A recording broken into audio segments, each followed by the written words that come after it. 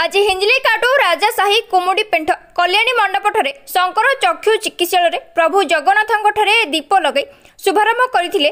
एथिरे बहुत बीजेपी कर्मी और जनसाधारण उपस्थित रही कार्यक्रम आगकू नैथिले।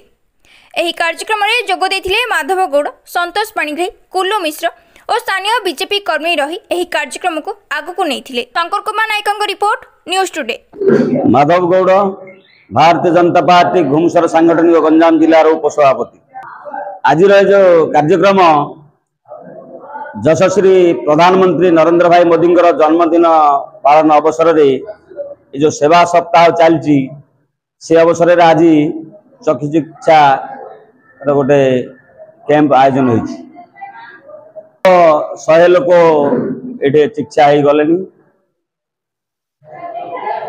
गोटे वार्ता दिहब आपण मान माध्यम जे ये जो सेवा सप्ताह चली यशस्वी प्रधानमंत्री नरेंद्र भाई मोदी जन्मदिन अवसर में समस्त गाँ गाँव रे समस्ते सेवा आगु को आसवाई मुझे अनुरोध कर।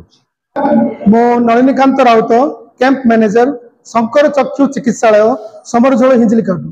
सर, आज यशस्वी श्री प्रधानमंत्री श्री नरेंद्र मोदी जी जन्मदिवस उपलक्षे आमर जो महायज्ञ होती से अवसर में आज एक मागणा परल चक्षु परीक्षा शिविर आयोजन कर राजाशाही हिंजलिकाटूर